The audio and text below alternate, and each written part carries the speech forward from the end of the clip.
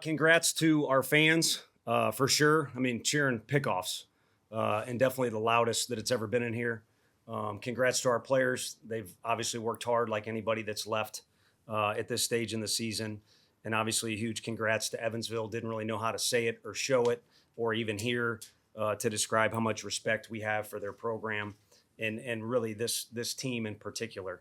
So I'll leave it at that. And then speaking of their program, Coach Carroll has stayed in an awful lot of hotels as a recruiting guy, and I have too. So you guys made the mistake of giving me the mic. So I'll add to my opening statement, really picking up where we left off yesterday, where somebody asked me a question that bothered one of my players. So I'll have his back. But again, if you got to cut me off, cut me off. But I've stayed in an awful lot of hotels to be in this position alone and running around and watching games.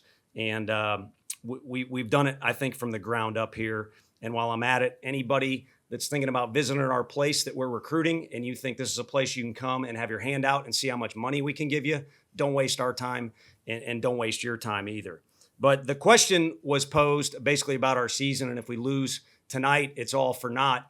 And Blake Burke wasn't too happy about it. Blake Burke's got a lot invested in this particular program. If I was Blake, back in that day, I was a little too wild. I would have said, B, you wasn't with me shooting in a gym or something similar to that. But he kept his composure. Clearly, you've seen me in action. I don't have great composure. So I'll speak on it for a sec because it started out as we were number one for most of the season. That's an incorrect statement. It's not a fact. I don't know who was number one preseason because I don't look at it. It's a very difficult sport to predict what's going to happen. Nobody predicted Evansville to be here, but they were. And then also we were not number one majority of the season. As a matter of fact, when we first took over, I was astonished. Kentucky was winning our league, which you guys write up.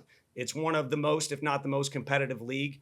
And they were number one in the division, but somehow we were number one on writers' polls. So, but we weren't for most of the season. We had to work to get to that point, no question. But then again, the word success to me is very important in this room. We make these guys write down what success is for them and teach them that they need to define what a successful at-bat is or what a successful outing is, whatever it is. Noah, it's Noah Webster's dictionary. It says success is a degree or measure of achievement, or if you read it in another deal online, degree or measure of succeeding. So those two words right there, and I definitely ain't the smartest fella, degree and measure means you get a pick.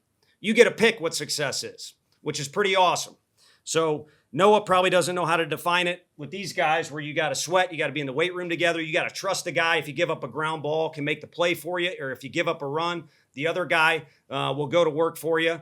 He wasn't that, but he was a thinker, and the big thing Noah was, he loved his country, big-time patriot, which is kind of a lost art around here, so I don't know the guy, but I got a lot of respect for him, and I like the way he wrote that whole deal up as far as degree or measure. For me, I get a pick. I was around my dad a lot. He can't tell me what to do. I don't consider myself, I work for people here, but I'm my own boss when I come here. And for me, success is part group. When our group has success, I consider myself a teammate to these guys. It means I had a level of success. But then there's also the part where I got a job to do and I got to make decisions. And if you were to put all my decisions in a bucket for the weekend, I had more wrong decisions than correct decisions. For instance, Dalton Bargo probably should have pinch hit yesterday. He showed me that with some attitude and some success today, and I'm not so sure he doesn't do it yesterday too if we pinch hit him against Harris because he wants to go home, and he's going home. But you know what, Bargs? Success for me is being a good teammate, and Cal Stark is my guy. That's my guy for a lot of reasons, no doubt. So success for me is what I get to judge. If you're talking about success for this team, the one thing I stated after last season, because I'm in a bathroom crying with just a lot of emotions after we're able to beat Clemson last year, was to show up at work every day and get out of my car excited and to have fun and to be around people that want to be here and be in an environment that you're excited to get to every day. 100% success. Omaha is real fun to go to. If you don't play that well, it ain't that fun. But I don't really give a damn, to be honest with you. As a matter of fact, we kind of can pick up where Evansville left off. We're not supposed to win because the number one never wins. So house money. So I'm going to consider this even more of a success this year, but definitely because of that group in particular being the way they are. And then I think 2022 was brought up. We could have won 30 games in 2022. Jared Dickey, who had a phenomenal post on social media today, transformed his entire body after quitting baseball, is a part of one of the best teams, and was a success as an individual, among many other great things that happened about it. Hey, you didn't like the team, so what? They got you talking about college baseball. I can tell you that. To me, that team was a success. And the one thing I definitely want to say about Evansville, Mr. Rumsey, Ty, I believe. I apologize if I got your first name wrong. Last out of the game. Not rubbing it in, not pointing fingers. All right? Be told you never got to play in Omaha. You know what? Rumsey can get on a plane and go to Omaha anytime he wants. All right? That's easy to do. You know what's not easy to do? To run face first into a wall, full blast, get stitches, injure your shoulder, and then on top of that, to play in today's game. I've seen that guy. That guy made me nervous. I've seen a bunch of catches that guy made when we watch video. He made me nervous. So Omaha or not, who gives a damn? That guy is an absolute success. And when he's older, he'll be able to look everybody in the eye and say, when I played, I don't know what the hell his batting average is, I was a warrior, period, and a part of one of the best Evansville teams ever. And no one will ever be able to take that away from him. And every time he sees one of his teammates or goes back to that facility at Evansville, they'll say, hell yeah, there's that guy right there. So for me, it's a tangent, but that's what success is defined by me. I get to do it the way I want to do it. You guys get to do it the way that you want to do it. So at the end of the day, success for me is Omaha will be where Father's Day is for me. But you know what? If you're choosing, if you got a father figure in your life and they've done something to contribute for you, doesn't even have to be your dad, could be a coach maybe for you guys. You should appreciate them, and you're going to have a successful day too, no matter where you are. If it's not in Omaha, I would recommend Cabo, Ibiza, or Tulum. I'll be there at some point. Thank you. Any questions? We'll start with Ben. Tony, what did you see from Xander today, and what allowed you to have confidence in him going into today? And I guess where would you assess maybe that outing start ranking over the course of your tenure here? Speaking of hotels, hey, you get it wrong more than you get it right. And at the end of the season, I'll come forward with some confessions about recruiting and some of the players that did things. But me and Frank and Josh, you got all three of us there. You drug it out and you made us do all kinds of stuff for you. Sat there and watched him pitch in high school, said that kid's going to pitch in Omaha just because of the way he competed, the way the ball came out of his hand. And the players kind of decide how confident you are. I think that's kind of your original question. When it's coming out of the hand like that and you're moving around, there's no doubt. There's no doubt. And then at the end of the day, too, I use Redmond Walsh as an example for all this. When you go home, again, if you're going to, consider it a deal where you're okay with it, whether it goes well or it doesn't, you want to put your head on the pillow and say, I'll win or lose with that guy anytime. And Redmond Walsh was that guy. But he's gone, and now we got another version of him in Xander, and I will win or lose with that guy anytime on the field or off the field. Eric. Xander, you've had a couple of these career outings so far this year. Tonight, why was it so successful for you? Just honestly, just building off and getting momentum from last outings. Obviously, going back to Vanderbilt in Florida, not being able to get out of the second or third, and just assessing and making adjustments on pitches, honestly. And I've noticed that I'm not cutting the ball as much. I'm throwing it more with conviction, as Coach V likes to say it. But just overall, just looking back at different outings, like body language, presence. So just, putting, multiple outings together and comparing them. So, Tony, haven't been to Omaha a few times now. You got guys in this team that have had this experience. How much do you think that's going to help this time around? It helps a ton because there's a lot of things to navigate. I mean, our guys in Hoover, I think it was part of my fault. Some of them I could just see. I mean, you get a little bit older and you watch guys. Some of them are lost and we weren't in sync. And it's a new environment, new itinerary, and you got to kind of be through it a little bit to be at your very best. Now, at the same time, there's been a couple teams, that have gone there in their first time, had a ton of success or even won the whole thing. Coastal Carolina comes to mind. But overall, what you would like is to have a vision of what it's like and how to operate with some of that time off you get and some of the other things. So there's no question it helps. And I think the younger guys on this team have looked to the older guys for leadership so many different times, and that'll be one instance they need to do it for sure. Xander, when you exited, Kirby was the first guy there to talk to you, and then same thing when Kirby exited. Just what did you guys say to each other in those moments, and how much did that kind of mean to you guys? Just I love you, brother. I mean, we've been through hell and back, thick and thin. I mean, that man will be at my wedding, my funeral. I mean, you name it. I mean, he'll be there, and I'm always a call away, as he likes to put it. But that relationship will never die, and I can't thank him enough. Mike and Joe. For Xander, when you got out of that fourth inning, you were pretty fired up. What did that moment mean to you? And then Tony, when you took Xander out, you ran off the field pretty quickly. Why did you want to vacate the scene the way that you did? Well, going into the fourth, I had a couple pitches that I thought were there, which is okay. I'm just competing out there, and luckily enough, I didn't get ahead of myself. I relaxed and was able to get the guy out, but it fired me up. I mean, bases loaded, 2 outs, and putting a 0 up on the board is something that a pitcher would like. It looked like Jimmy Connors coming off the field at one time. He doesn't know who he is, but I'll send him the GIF or whatever. And then Lloyd was throwing like a madman down there, and he had got passed up. He was going to be further down, so I was trying to get back down there to tell him to stop throwing. So not the sexiest answer in the world there, but the short one, the long one and the short one combined, we're back to neutral. Tony, I want to follow up on that. How important was it for you to give Xander a moment there coming off the field in the seventh? You got to ask him that. He made me put him back out there. And then I'm not so sure he didn't make me take him out with his hand gestures or whatever nonverbals we had going on. What you don't want is a mess to start, or sometimes it could be more comfortable to give a guy a clean start to his inning, but he demanded to be out there on that field. And step one, saying it. Step two is doing it. So he went out there and got the job done and put himself in a position where he could do what he wanted to do. He wanted to walk off the field. The guy this is his home. And again, it's like that for every kid wherever they're at. But he did take a long time in recruiting, and he chose this to be his home.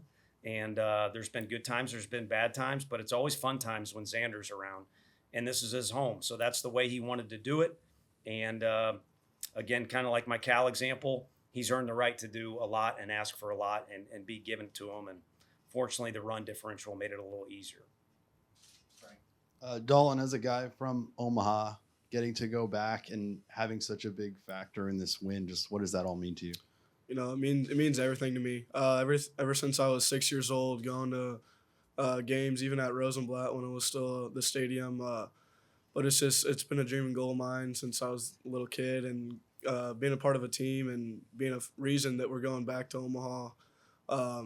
It's everything I could ever ask for, and I'm just thankful for the opportunities that I was given and made the most of them. Tony, 2 things for you. What did you see from Dalton today that allowed him to have success? And then how did you see your team over the course of the day? Late start compared to the first 2 games, and obviously a do-or-die game. How do you feel like your team handled that moment throughout the day, the preparation up until first pitch? Yeah, the determination was the biggest thing that stuck out with Bargs. And he kind of had that look in his eye yesterday and other times during the season. An incredible pinch hit at bat to lead a comeback win on a Tuesday, which we may not, you don't win enough Tuesdays, you may not be playing in this stadium. So the determination was obvious. And then because of that, the one thing everybody says in baseball is don't try and do too much, or I stunk because I was trying to do too much. Well, if you're that laser focused and determined at what you're trying to do, then you're not going to try and do more than that. That's all you see is what you want to do. At least that's my assumption from him. And you're not going to try and do too much and get out of whack there. And then the team was fine. I mean, to me, it was how many times did we go 1-1, not just in the SEC, but also down in Dallas to open up the season when it was so important for these guys, and kind of we kind of left it. We need to take a picture of the board that was up there. We had a meeting in here, and sometimes there was fire about how many games we wanted to win down there, and we wanted to win at least 2. So I think that experience helped, and I get it. You guys have a job to do, and I respect that. But it was kind of interesting. The TV guys were roaming around our dugout looking for signs of and asking, how's everybody doing? And hey, man, this is a game. I understand how important it is to everybody. And trust me, I shun my family on these weekends, and it's terrible that I do it. And we're up here nonstop over the weekend because we want to win. But you show up to the park, man. Vegas don't have it right. It's 50-50. They could win or we could win. And then you go home. And if you didn't put your best foot forward, then you get back to work. But if you did, then, that's that. So I think that was the mentality everybody showed up today, but also very confident, which was nice. Xander, as Tony alluded to already, crowd tonight it's always good. It was great tonight. And chanting your name at one point in time. Did you hear that? Were you trying to block it out? How did that affect you on the mound and just to experience that? I think this was one of the loudest crowds I've ever been a part of since I've been here. The Drew Gilbert walk-off homers, obviously either first or second right there. But, I mean, we were joking. We had Gourmet Market this morning. We kind of were joking, what if we played this game tonight in Neyland Stadium? We were like, could we sell it out? Some people were like, no, we will only get like 20,000. Some people were like, yeah, we could sell it out. And some people were like, I don't know, Jim, maybe like 90,000. But overall, the crowd was great, and I'm so glad that even though we gave up a run in the first, the energy was still there, and then Simo leads off the bottom half with a homer, and it was I go back out there, basically 0-0. I put up a 0, and then we score 4 in the bottom of the second. I mean, it was unreal. We got the box score. You don't have to line us up for Tony, back to what you were saying about success. Was that a message you wanted to get across to your team, or was that more a message for us? Just off my chest. I mean, I definitely don't think I'm the smartest guy, and I'm not trying to be humble, but it's hard to stop my brain when I'm up here. I want to do well. I want to do right by these guys, and wanted to get it off my chest because I had a lot of thoughts about it. And like I said, Blake Burke and Simo's there too, and Xander's been a part of that team. Someone needs to tally up the win percentage here for 3 years. I don't think even Todd Helton, as great as he is, was able to do that. And it hasn't come easy. I mean, Blake takes more swings than anybody. And that guy I get interviews and people chant my name because Blake Burke can hit. I'm not doing anything other than putting him in the lineup. That's what you would do too. So just bothered me that after a loss, it's made worse. But you guys got to do your job. But I think it's more appropriate if that stuff comes at me. I'm not going to give you the Gundy line because I don't want to tell you my age, I guess. But I just want to get off my chest.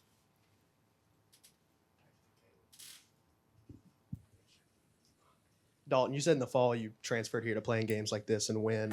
Where does tonight rank up to kind of what you expected when you transferred into Tennessee? It's everything I expected. This is why I made the decision I did, and why I came here is to win and get back home. And it's exactly what we did, and I expected nothing less. And but we still got a couple more weeks of baseball to play, and it's time to bring home a natty. Last two being in Dalton, as a teammate, what was it like to watch Xander pitch tonight? What was kind of the vibe in the dugout? What were the conversations like watching him pitch? And why was he the right guy in this moment to get y'all to Omaha? It was another Xander Sechrist outing. Nothing like it. He's going to compete every inning, every pitch, and it's exactly what he did. He knows how to pitch. He knows his game. He knows what works for him, and he takes advantage of it, and it showed tonight. And I expect nothing less out of him. He's one of the best arms we have, and there's a reason that he was starting today, and he didn't disappoint by any means. Kind of a three-parter. Did you recognize going into this game everything that was at stake? And during that hour delay, what did you do, and how did you kind of keep your mind in a good? Now I'm looking forward to this in a good place.